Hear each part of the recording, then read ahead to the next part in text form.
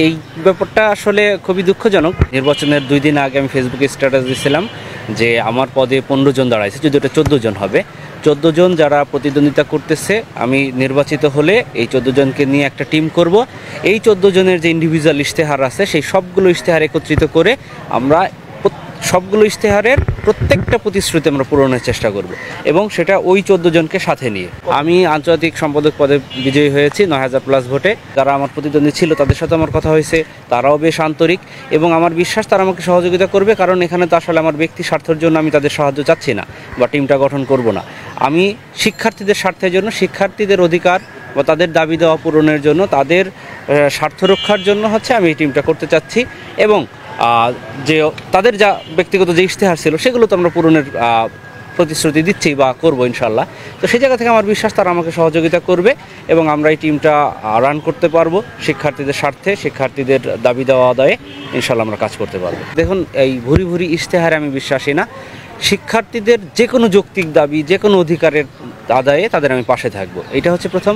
Second হচ্ছে, যদি আমি যেগুলো উল্লেখ করছিলাম তার মধ্যে একটা, যে ঢাকা বিশ্ববিদ্যালয়ে যারা সাবেক শিক্ষার্থী আছে বিশ্বের বিভিন্ন ইউনিভার্সিটিতে, শহরে, এদের একটা সেন্ট্রাল ডেটাবেস আমরা তৈরি করবো, অ্যালামনাই ডেটাবেস।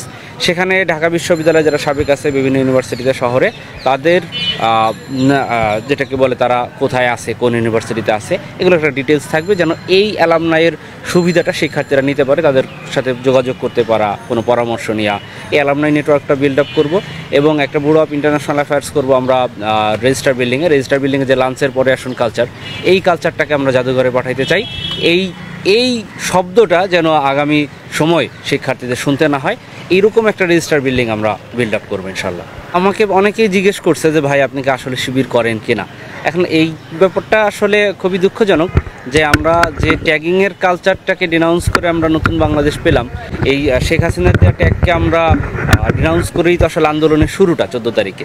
তো সেই নতুন বাংলাদেশে আবার এই ট্যাগিংয়ের কালচারটা ফিরে না আসুক, এটা আমি বারবার বলতেছি এবং ডাকসু নির্বাচনে আগেও যেখানে আমি যা কথা বলছি সবসময় এই কথাটা বলছি যে ট্যাগিংয়ের কালচারটা ফিরে না আসুক।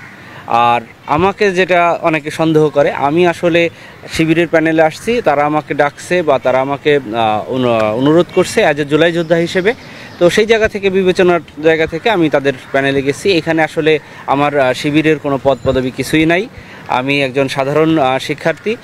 আমার জুলাইয়ের যে অবদান, সেই জায়গাকে সম্মান করে তারা আমাকে অনুরোধ করছে। আমি নিজেও দেখছি যে হ্যাঁ, আমার একটা প্যানেল হলে ভালো হয়, কারণ আমার একার পক্ষে নির্বাচন করা টাফ হয়ে যাবে।